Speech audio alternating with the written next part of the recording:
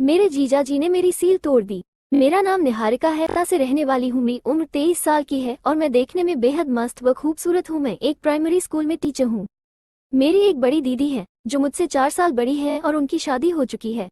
मेरी दीदी हमारे घर से 1 घंटे की दूरी पर रहती है, इसलिए अक्सर हमारा आना जाना लगा रहता है। मेरी दीदी की लाइफ अच्छी और सुखद है। जीजा जी एक बड़ी आईटी कंपनी में काम करते हैं। वे दिखने में अच्छे और काफी आकर्षक व तगड़े हैं। ये बात मेरी दीदी की शादी के 3 साल के बाद की है। उस वक्त मैं 20 साल की थी। हमारे यहाँ एक फंक्शन में सब लोग आए हुए थे, तो दीदी और जीजा जी भी आए हुए थे। मेरे जीजा जी अक्सर मुझसे मजाक करते थे और नौटी बातें करते थे। मैं अक्सर उनकी नौटी बातों को नजरअंदाज कर टाल देती थी। चूंकि हमारा रिश्ता भी जीजा साली का था तो उनका मजाक करना बनता था। दीदी भी कुछ नहीं बोलती थी। मैं उस वक्त जवान और अल्हड़ थी और सच बोलूं तो जीजा जी पर भी मेरा थोड़ा क्रश था। दूसरी ओर जीजा जी भी मुझ पर थोड़ा फिदा से थे। वे मुझ पर फिदा होते भी क्यों न। आखिर मैं इतनी मस्त माल जो हूँ। मेरा फिगर 3'2", 2'8", 3'4" का था और मैं बेहद गोरी हूँ। बहुत सारे लड़के मेरे पीछे पड़े थे पर मुझे कोई जचता ही नहीं था। जीजा को देखकर लगता था कि इनके जैसा कोई मिले तो बात बने। बस इसी वजह से जीजा जी मुझे अंदर ही अंदर कुछ लव सा हो गया था। खैर, इन सब बातों को छोड़कर मैं सीधा अपनी जवानी की वो मदमस्त कहानी आप सबको सुनाती हूँ जिसके आपके सामान भी गीले हो जाएं। दरअसल ये बात 2019 की है। हमारे यहाँ जो समारोह था उसकी तैयारी के लिए दीदी ने मुझे और जीजा जी को कुछ सामान लाने बाजार भेजा। मैं उनके साथ अपनी स्कूटी से चली गई। स्कूटी को मैं चला रही थी और जीजा जी मेरे साथ पीछे बैठे थे। उस दिन मैं पार्लर से आई थी और बहुत खूबसूरत लग रही थी। मैंने एक पीली साड़ी पहनी थी। जीजा जी अक्सर कहते थे कि मैं साड़ी में बहुत खूबसूरत दिखती हूँ। फिर घर में जिस तरह का समारोह था तो कुछ पारंपरिक ही पहनना था, बस उसी वजह से मैंने ये साड़ी पहन ली। जीजा जी भी मुझे देखे जा रहे थे। मुझे भी अच्छा लग रहा था। साड़ी को मैंने बहुत ही अच्छे से बांधी थी। मेरा ब्लाउज भी बैकलेस था और शिफॉन साड़ी पहने होने से मेरा पेट थोड़ा सा नजर आ रहा था। साड़ी को भी मैंने नाभि से नीचे बांधी थी तो मेरी गहरी नाभि भी कामुक नजर आ रही थी। मैं स्कूटी चला रही थी और जीजा जी पीछे बैठे थे। रास्ते में एक गाय बीच में आ गई। मैंने अचानक से ब्रेक लगाकर स्कूटी रोकी तो जीजा जी मेरे ऊपर ही ढह गए और चिपक से गए। उन्होंने मेरी कमर पकड़ ली।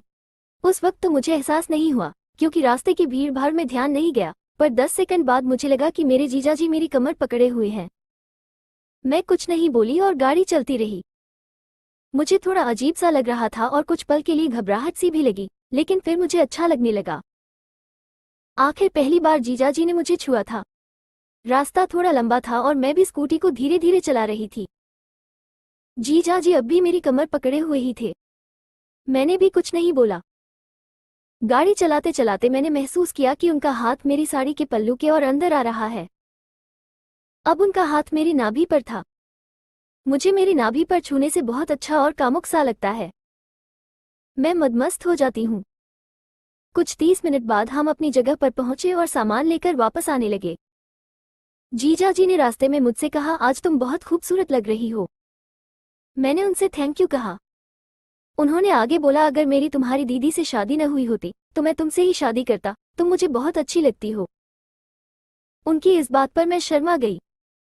मेरा चेहरा शर्म से लाल हो गया था। दिल धक धक करते हुए जोर से धड़क रहा था। मुझे लगा कि मैं अगर और देर तक गाड़ी चलाई तो कहीं ठोक न दूं। इसी को ध्यान में रखकर मैंने एक खाली सी जगह देखकर गाड़ी रोक दी। जीजा जी ने पूछा, क्यों रोकी गाड़ी? मैं कुछ बोल नहीं पा रही। मैंने कहा, आप चलाइए। उन्होंने मेरी हालत देखकर समझ लिया और मुझसे गाड़ी ले ली।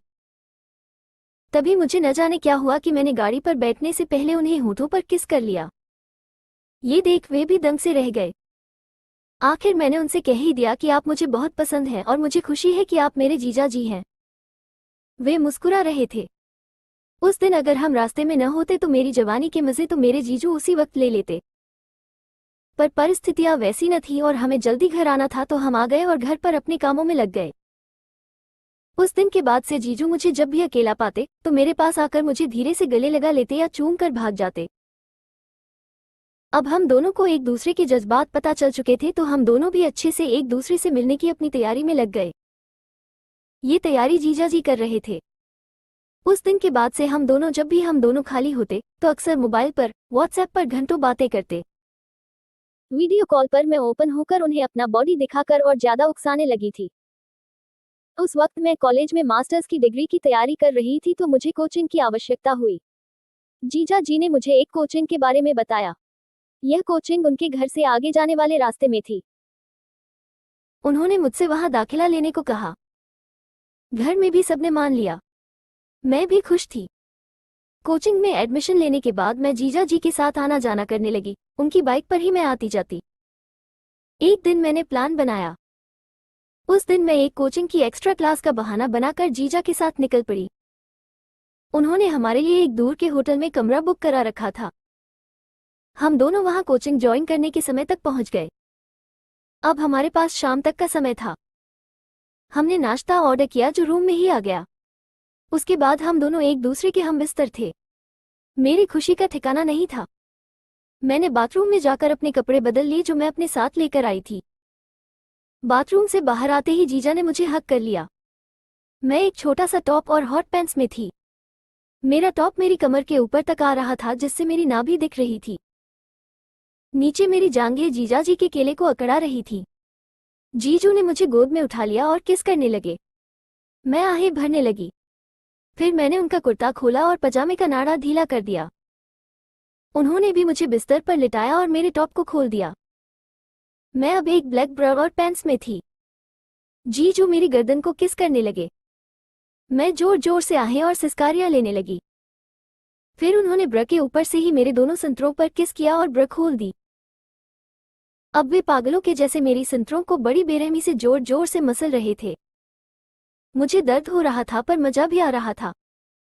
फिर उन्होंने मेरे एक संतरों पर काट लिया तो मैं चीख पड़ी, पर उन पर कोई असर नहीं पड़ा था। वे जोर जोर से चूसते और काटते रहे।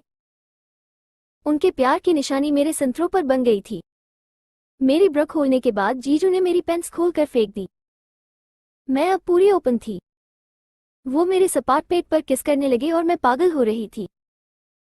उनकी जीभ मेरी नाभि में आ लगी और बस मैं चहक उठी। उन्होंने मेरी नाभि में जीभ को भीतर तक डालकर किस किया। मेरी नाभि बहुत गहरी है। जब उन्होंने अपना मुंह लगाया तो मेरी सांस अंदर चली गई और नाभि और गहरी लगने लगी। वो नाभि पर चूमते हुए मेरी गुफा को पैटी के ऊपर से सहलाने लगे। अब तो मुझसे रहा ही नहीं जा रहा था।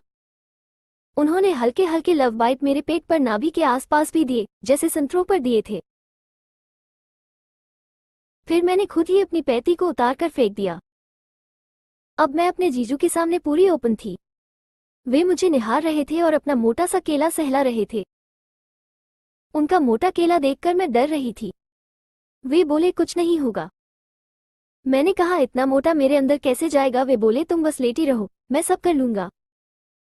मैं बोली बहुत दर्द होगा। वे बोले अपने प्यारे जीजू के लिए इतना दर्द नहीं सह सकती क्या। मैं हंस पड़ी। अब जीजू बोले पहले मुंह में केला लेकर चूसो। मुझे ये अजीब सा लगा पर मुझे पता था कि लड़कों की ये आदत होती है। मैं मुंह में केला लेने हुई पर केला मेरे मुंह में पूरा नहीं आ रहा था। जीजा जी ने कहा इसे अच्छे से चूसो। अब किसी तरह से उनका मोटा केला मेरे मुंह में अंदर बाहर होने लगा था। जीजू मेरे सर को पकड़े थे। फिर अचानक से उन्होंने अपना पूरा केला मेरे में मुंह में घुसाने की कोशिश की। केला मेरे गले तक आ गया। मैं हौंफने लगी। मैंने जीजू से कहा इतना लंबा मैं पूरा कैसे लूं। वे बोले जितना ले सको उतना अंदर करो। वे खुद भी जोर जोर से मेरे मुंह की थुकाई करने लगे। मैं बेबस से उनके सामने थी और जो वे बोल रहे थे वो कर रही थी। उनका मोटा केला मेरे थूक से चमक रहा था। थोड़ी देर बाद जीजू बोले अब रुको और तुम लेट जाओ, अब मैं तुम्हारी गुफा में केला घुसाऊंगा। मैं सहमी सी लेट गई और उनके मोटे केला को निहारने लगी। तब मैं सोचने लगी कि मेरे जीजू दीदी की क्या हालत करते होंगे। मेरे सोचते सोचते तक ही वे मेरे ऊपर आ गए और केले का मोटा सा सुपारा मेरी गुफा पर घिसने लगे। जीजा जी के केले की गर्मी से मैं ऐसे मचलने लगी जैसे पानी के बाहर मछली। उसके बाद अचानक उनका 6 इंच का मोटा केला मेरे अंदर घुसता चला गया। मैं चीख पड़ी, पर उन्हें मानो कोई फिक्र ही नहीं थी। वे अपने मोटे केले को मेरी गुफा के अंदर पेल कर आगे पीछे होने लगे और मैं जोर जोर से सिसकारियां लेने लगी। पहले हल्का दर्द हुआ पर अब मजा आने लगा। जीजा जी 10 मिनट तक मेरी गुफा में केला पेल कर खुदाई करते रहे। फिर वे अपना केला निकालकर बोले अब घोड़ी बन जाओ। मैंने वैसा ही किया। जीजू ने फिर से अपना केला मेरी गुफा में पेल दिया और कमर पकड़कर जीजू आगे पीछे होने लगे। मेरी हालत खराब हो रही थी, पर वे तो किसी जालिम के जैसे लगे हुए थे और रुकने का नाम ही नहीं ले रहे थे। कुछ देर बाद जीजू को ज्यादा मस्ती चढ़ गई और अब वे मेरे लंबे बाल पकड़कर घोड़ी बनाकर पीछे से मुझे ताबड़तोड़ खुदाई करने लगे। इस तरह मुझे और 10 मिनट खुदाई के बाद उन्होंने अपना मोटा केला बाहर निकाल लिया। मैं तो 2 बार झड़कर पूरी गीली हो चुकी थी, पर उनका केला अभी तक खड़ा था। अब मैं सोच रही थी और कितना करना पड़ेगा। उन्होंने कहा, अब मेरे केला को चूसो। उफ, क्या बताऊं, पहली बार मैं अपनी ही गुफा का पानी चख रही थी। मैं मस्त होकर केला चूसने लगी। उनका मोटा केला इस बार मुझे बड़ा मजा दे रहा था और जीजू भी पागल हो रहे थे। वे मेरे मुंह में पूरा केला घुसाने की कोशिश कर रहे थे, पर मैं पूरा नहीं ले पा रही थी। मैं मुश्किल से आधा केला ले पा रही थी। मैंने बहुत देर तक केला को चूसा। फिर जीजू बोले, अब लेट जाओ। मैं किसी सड़क छाप की तरह गुफा पसार कर लेट गई। अब जीजा जी दोबारा से मेरे ऊपर चढ़ गए थे और उनके मोटे केले का सुपारा मेरी गुफा को छू रहा था। मैं पागलों के जैसे गांड उठाकर केला लेने को मचल रही थी। उन्होंने धीरे से पूछा, और चाहिए? मैंने जल्दी से हाँ में सर हिलाया। इसके बाद तो उनका केला मेरी गुफा में दोबारा जा घुसा और इस बार तो वो जैसे किसी पागल सांड के जैसे हो गए थे। गुफा को खड्डा बनाने की नीयत दिखने लगी थी। मेरे दोनों पैर उनके कंधे पर थे। उन्होंने मेरी कमर पकड़ ली और जोर जोर से झटके लगाने शुरू कर दिए। मेरी गुफा से फफ की आवाज आ रही थी। इन आवाजों को सुनकर वे और पागल हो गए। अब जीजू मेरे संतरों को पकड़कर दबा रहे थे और केले के झटके लगा रहे थे। मैं आहा उहा उह कर रही सिसकारियां ले रही थी। हम दोनों का बदन पसीने से लथपथ हो गया था। उनके जोर के झटकों से मेरे दोनों संतरे बड़ी तेजी से हिल रहे थे। सिर्फ संतरे ही नहीं, बल्कि मेरा पेट भी लहरा रहा था। उनका मोटा केला ऐसा लग रहा था जैसे मेरी गुफा में अंदर तक जा रहा था। मुझे जीजू के केला का अपने पेट में भीतर तक एहसास हो रहा था। इस तरह और 10 मिनट तक वो मेरी खुदाई करते रहे। मैं उनके नीचे बेसहारा और उनकी दया पर निर्भर पड़ी थी, मानो मैं कोई बकरी हूं और वो किसी शेर की तरह मुझे जकड़ कर रखे थे। कुछ देर बाद उनके झटके और तेज हो गए।